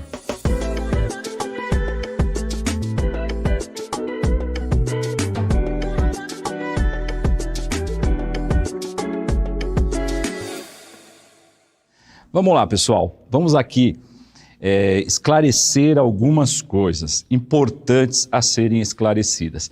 Antes, porém, quero dizer que esse é o programa Mais Valor e é patrocinado, ele é uma produção da Secretaria dos Empreendedores da Igreja Adventista da Promessa. Não sei se você sabe, mas a Igreja Adventista da Promessa tem uma secretaria que ajuda pequenos, médios, grandes empresários a desenvolverem seus negócios de forma positiva, a terem melhores resultados. Isso nós temos uma gama imensa de ferramentas disponíveis para você. Se você quer conhecer mais da Secretaria dos Empreendedores, acesse o Instagram da Secretaria, é o IAP Empreendedores, tá? IAP Empreendedores, o Instagram, e lá na bio você pode entrar nos grupos do WhatsApp para conhecer todo o projeto, tá bom? O que vai acontecer com o Brasil? Tesouro Direto vai falir? Tesouro Direto vai falir? A poupança vai ser confiscada? Há um desespero. Infelizmente, dizer isso porque eu tenho pessoas que me ligaram pessoalmente, desesperadas, querendo sair do Brasil, querendo tirar o dinheiro da poupança, do Tesouro Direto, colocar debaixo do colchão. É isso mesmo, não é exagero. Pessoas muito desesperadas. Pessoas que queriam comprar uma casa, diz que não vão comprar mais. Então, há um medo, né? Um medo de risco. E é isso que eu quero falar, mostrar tecnicamente o que vai acontecer nos próximos 4 anos, pelo menos uma perspectiva, tá? E depois ir para a palavra de Deus, para o que Deus tem a nos falar. Então vale a pena muito você sentar aí com a sua família toda, estoura aquela pipoquinha aí e vamos ao conteúdo, tá joia? Tesouro Direto, vamos falar do Tesouro Direto. E assim a gente fala da poupança também um pouquinho, tá? O que é o Tesouro Direto? O Tesouro Direto é onde o governo busca recursos para os seus projetos. É onde o governo busca dinheiro para tocar os projetos do governo. E lá no Tesouro Direto existem 3 tipos de títulos. Existe o título Selic, tá? Que ele rende diariamente, ou seja, você pode investir no Tesouro Selic, que paga mais do que a poupança, tem retenção de IR, mas mesmo assim compensa muito mais do que a poupança, tá? Lá também nós temos um título que se chama pré-fixado, que ele tem uma taxa fixa de um determinado período. Por exemplo, existe o título pré-fixado 2035, pagando 11,5%, um exemplo, tá? Então isso quer dizer que até 2035 ele vai pagar 11,75 todos os anos, até 2035. É um contrato do governo com você, nessa promessa que se você esperar até 2035, você vai receber 11,5% todos os anos, independente do que aconteça. Independente se mudar o governo para a direita, se mudar o governo para a esquerda, não importa, o Tesouro vai te pagar isso. Tá bom? Existe também o Tesouro IPCA+. O Tesouro IPCA+, ele te paga o IPCA, colocando aqui de uma maneira mais clara, o IPCA é a inflação, tá? Então ele te paga a inflação e mais uma taxa, por exemplo, 6%, tá? Só um exemplo. Então isso quer dizer que o Tesouro IPCA+ vai te pagar a inflação, seja ela qual for, seja de qualquer governo, seja do governo de direita, seja do governo de esquerda, seja do governo de lado, seja do governo de baixo, seja do governo de cima, ele vai te pagar inflação mais 6%. Em um determinado período, existe um vencimento para isso, tá? Existe um vencimento. E existe, então, títulos que são para 2045, 2055, títulos muito distantes que têm uma promessa de pagar acima da inflação, tá bom? Existe então um título, por exemplo, que ele é de 2055. 2055. Provavelmente, alguns de nós não vai estar vivo até lá. E é muito improvável que o Lula esteja vivo até lá, 2055. Então, pessoal, isso daqui independe de governo. Depende de governo. Isso daqui é o Tesouro Direto. Eu vou te falar sobre os riscos, tá bom? Vou te falar sobre os riscos. Mas é preciso você entender que o governo, ele precisa do Tesouro Direto. Não é algo assim que o governo fala, eu vou acabar com o Tesouro Direto. Se ele acabar com o Tesouro Direto, ele acabou com o Brasil. Eu vou te explicar sobre isso. Então, o Tesouro Direto é o investimento hoje mais seguro que nós temos. Tá? Ele é até mais seguro do que a poupança, porque a poupança já foi confiscada. Os mais antigos vão lembrar que tiveram a poupança confiscada pelo governo, mas não o Tesouro Direto. O governo não é louco de mexer no Tesouro Direto. E eu vou te explicar por quê. Vamos lá. Você já deve ter ouvido falar do PIB, né? A gente ouve o jornal, o PIB nacional subiu, o PIB está crescendo, o PIB está caindo. O que é o PIB? O que é o PIB? É o Produto Interno Bruto. O que acontece? Todo o dinheiro que é movimentado na economia, através do agronegócio, através das empresas, através de tudo que é produzido no Brasil, através das indústrias, empresas de serviços, empresas do comércio, tudo que é produzido no Brasil forma o PIB. Ou seja, a quantidade de dinheiro que foi produzida, né?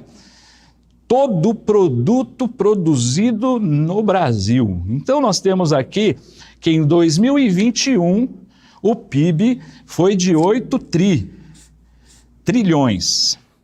8 trilhões. Só para a gente ter uma ideia o que é 8 trilhões, tá? Porque é um número muito grande, muito assustador. Por exemplo, o que é 1 milhão? 1 milhão de reais cabe na nossa cabeça, né? A gente imaginar o que é 1 milhão. E para a maioria de nós, 1 milhão é bastante dinheiro, tá? 1 milhão já é bastante dinheiro. Agora pensa em 999 milhões mais 1 milhão. Quanto que dá? 1 bilhão. 1 bi. 1 bi, então, é 999 milhões mais 1 milhão. 1 bi. Agora, 1 trilhão. 1 trilhão é 999 bilhões mais 1 bilhão, que é 1 trilhão. O Brasil produziu em 2021 8 trilhões. 8 trilhões. 8 trilhões. E aí, a dívida do Brasil, a dívida interna, quanto que o Brasil deve, porque o Brasil pega dinheiro emprestado no Tesouro. Quanto que o Brasil tem de dívida? O Brasil tem 70% do PIB. Muita dívida. O Brasil tem 5,6 trilhões de dívida. Se o Brasil é tão endividado assim, eu acho que eu corro o risco de emprestar dinheiro para o governo. Eu acho que eu corro o risco de emprestar dinheiro para o governo. Eu posso pensar assim, porque o governo, pessoal, é muito endividado. O governo é muito endividado. E eu acredito que é por isso que a maioria da população brasileira também está endividada, porque a população é o reflexo do seu governo. Um governo que administra mal os seus recursos, um governo que tem corrupção no seu governo, que há lugares em que o dinheiro escapa, é um governo problemático, assim como a nossa vida, assim como a nossa casa. Você muitas vezes não tem que pegar empréstimo e pega um empréstimo para pagar outro empréstimo e chega uma hora que ninguém mais quer te emprestar dinheiro, nem seus parentes querem mais emprestar dinheiro e você se vê numa situação difícil para pagar suas dívidas. Assim, o Brasil, de juros, o Brasil, ele paga só de juros 449 bilhões só de juros da dívida. só de juros da dívida. Então, o governo, ele precisa arrumar dinheiro. O governo precisa arrumar dinheiro. E olha só, para o ano de 2023, vamos colocar aqui, ó, 2023, o governo vai precisar de 80 bilhões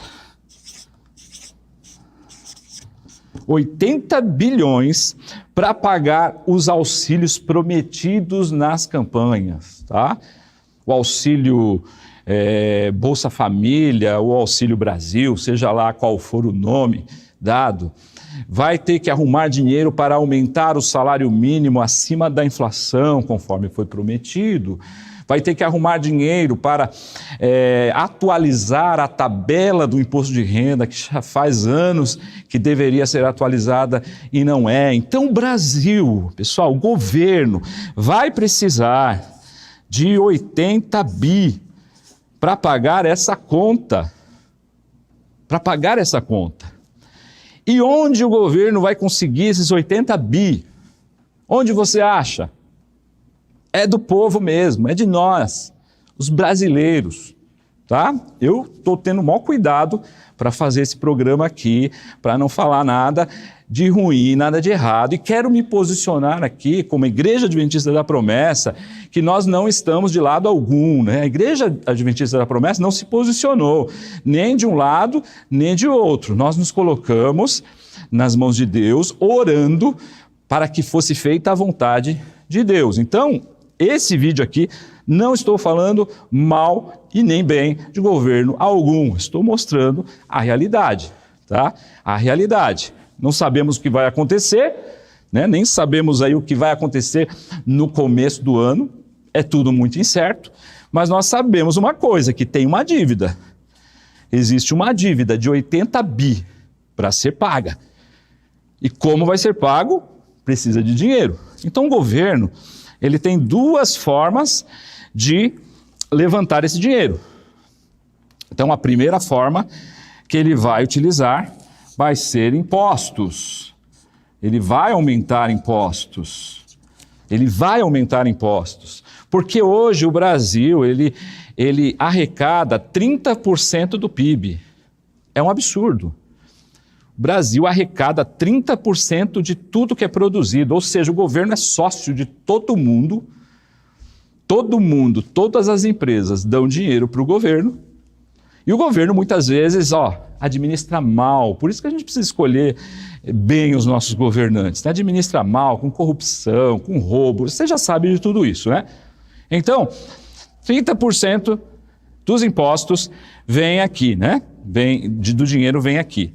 Só que o governo precisa mais, então ele vai precisar aumentar impostos, e aí tem propostas de aumentar os impostos dos mais ricos, das grandes fortunas, mas aí tem um problema. Se o governo aumenta os impostos das grandes fortunas, corre-se o risco de quem tem grandes fortunas tirar o dinheiro do Brasil. Então eu vou embora do Brasil. Isso pode acontecer. A maioria da população não tem como fazer isso. Nós não temos, eu não tenho como sair do Brasil. Eu não tenho como sair do Brasil. Vou pegar a minha casa, vou vender, vou pegar meus bens e vou sair do Brasil. Não, eu não tenho como fazer isso. E a maioria não tem. Mas quem tem grandes fortunas tem. Ele pode sair do Brasil, pode mandar o seu dinheiro para fora do Brasil. Então existe essa preocupação. Mas uma coisa é certa, os impostos, em certa medida, daqueles que ganham mais, vai ser aumentado. Vai ser aumentado. E se não der, o imposto de quem ganha menos também vai aumentar, porque não tem como arrecadar mais, né, se você não cobrar mais da população. Então nós vimos que o Brasil vai precisar aumentar impostos. É uma realidade. Segunda coisa que o governo vai precisar fazer, pegar dinheiro do Tesouro. Lá no Tesouro, o cofre do Brasil.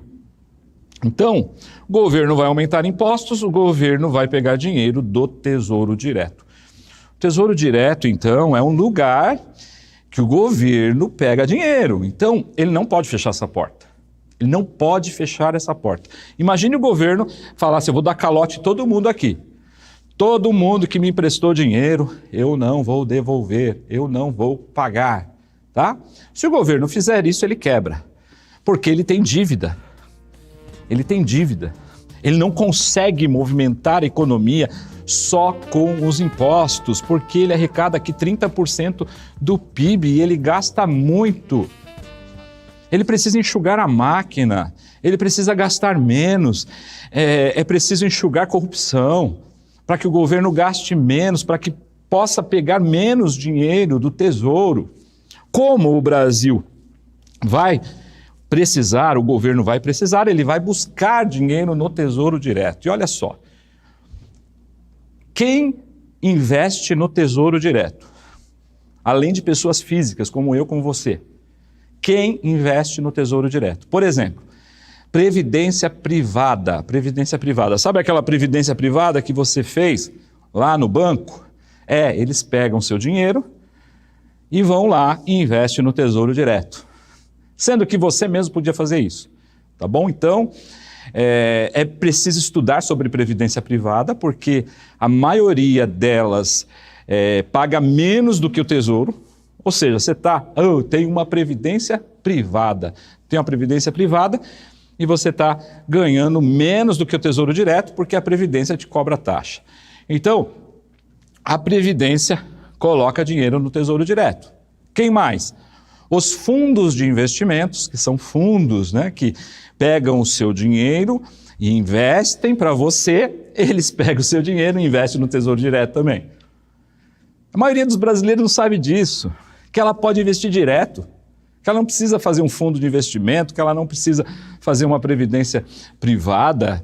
Se for uma boa previdência, que, olha, são pouquíssimas, se for uma boa previdência privada, tudo bem, mas a maioria não cobre o Tesouro Direto.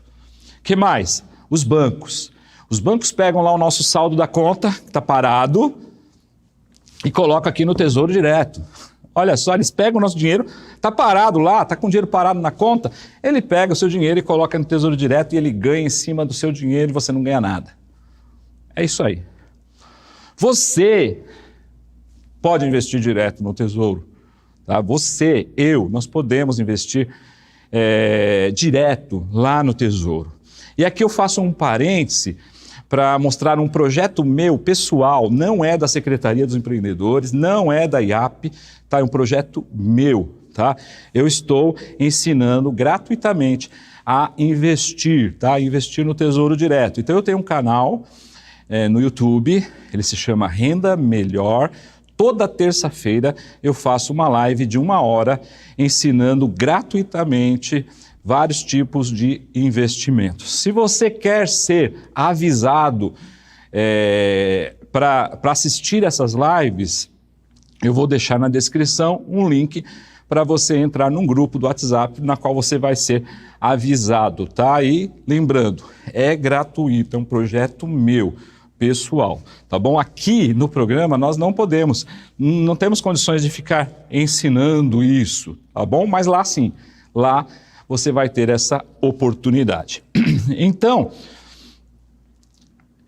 muita gente investe no Tesouro Direto, inclusive dinheiro de fora. Vem dólar para o Brasil para investir no Tesouro Direto. Por quê? Porque as taxas são boas. O Brasil sempre está nessa oscilação de altas taxas de juros. Isso para o investidor é bom. Então hoje, taxa Selic é 13,75, muita gente quer emprestar dinheiro para o governo. Mas existe o risco que se chama Risco Brasil, né? Risco Brasil. Eu quero te dizer algo. De todos os investimentos que hoje existem, de todos, o Tesouro Direto, se tiver que acontecer uma catástrofe, se tiver que acontecer algo totalmente terrível, o Tesouro Direto será o último a ser afetado. Tá? Antes vai ter poupança afetada, vai ter bolsa de valores afetada, vai ter imóveis afetados, mas o Tesouro vai ser o último a ser afetado. Não estou dizendo que ele é 100% seguro, porque estabilidade não existe, tá? Nessa vida aqui, estabilidade não existe. Nem se você tiver 10 imóveis, não tem estabilidade. Lá na Venezuela, o que aconteceu? As pessoas largaram suas casas lá. Estão abandonadas e foram para outros países, inclusive o Brasil, porque estabilidade não existe. Não existe. Mas de todas as opções que nós temos, o Tesouro Direto, ele é o mais seguro. Porque assim, pensa bem, o governo precisa de dinheiro. Ele precisa de dinheiro. E onde ele busca? Ele busca no Tesouro. Se ele não tiver dinheiro, ele não movimenta. Ele não paga salário dos servidores. Ele não paga os investimentos na educação, na saúde. Ele precisa de dinheiro. Ele não vai fechar essa porta. Não pode fechar.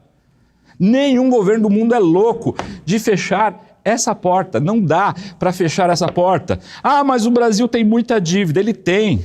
Mas ele pega e paga os juros e pega mais dívida. E paga os juros e pega mais dívida. Aqui fica uma roda sem fim, pegando dinheiro e pagando, pegando dinheiro e pagando, pegando dinheiro e pagando. Claro que a gente precisa sair disso. Precisamos de governos sérios que acabem com a corrupção, que administrem bem os recursos, que façam o Brasil crescer. Essa deve ser a nossa oração. Nossa oração é que governantes se levantem para fazer o bem pelo nosso país, para que olhem para o nosso país com amor, para que olhem para os recursos que nós temos e possam fazer esse país prosperar. E o país prosperando, os seus habitantes, os seus patriotas, os seus brasileiros prosperem também, prosperem de uma maneira exponencial. Esse é o nosso desejo e deve ser a nossa oração. Para que isso aconteça, meus irmãos, para que isso aconteça e que nós venhamos ver um futuro melhor para os nossos filhos, nossos netos, das próximas gerações. O Brasil, ele é muito cobiçado pelo mundo. O Brasil tem tudo, tem recursos naturais, tem agronegócio, tem minério, tem ouro. O Brasil é muito rico, o Brasil não tem tempestades, o Brasil não tem terremotos, o Brasil não tem guerras, o Brasil tem Amazônia, o Brasil é rico e cobiçado pelo mundo. O Brasil era para ser a maior potência do mundo, se nós tivéssemos governantes que realmente desejassem ver o futuro dessa nação. Mas para acalmar o nosso coração, vamos para a palavra de Deus. Isaías 43, verso 1 e 2 diz assim: Mas agora, assim diz o Senhor que te criou, Jacó, e que te formou, Israel, não temas, porque eu te remi, chamei-te pelo teu nome, tu és meu. Quando passares pelas águas, eu serei contigo. Quando pelos rios, eles não te submergirão. Quando passares pelo fogo, não te queimará, nem a chama arderá em ti. Esse aqui é um contexto em que o povo está sob o jugo da Babilônia. O povo está sob o jugo de um governo opressor e eles são escravizados. E eles têm medo. Eles têm medo. Assim como muitas pessoas têm medo. Medo dos próximos 4 anos. Medo do que vai acontecer com o Brasil. Medo de uma intervenção. Medo está tomando conta de muitas pessoas. Muitas pessoas. Acredito que muitas pessoas estão com medo nessa hora. Talvez seja o seu caso. Mas em meio ao caos, em meio à crise, Deus tem uma palavra: não temas. Não temas. Eu sou contigo. Quando passa pelas águas, estou com você. Ele está dizendo aqui, se você passar pelas águas, eu serei contigo. Se passar pelos rios, eles não vão te afogar. Tá? Ele diz que as chamas não vão arder em nós, porque Ele é o Senhor, Ele é o nosso refúgio, Ele é a nossa segurança. E aí no verso 19, ele fala assim, eis que faço coisa nova, que está saindo à luz. Vocês não percebem? Ele fala para Israel que ele está fazendo uma coisa nova. E ele está dizendo que ele está transformando o deserto em rios, Desertos em lugares floridos, deserto em lugares que produzem. Ele está dizendo que está fazendo uma coisa nova. Deus está fazendo uma coisa nova. Nós não podemos entender muitas vezes, mas Ele está dizendo, vocês não estão vendo que eu estou fazendo uma coisa nova?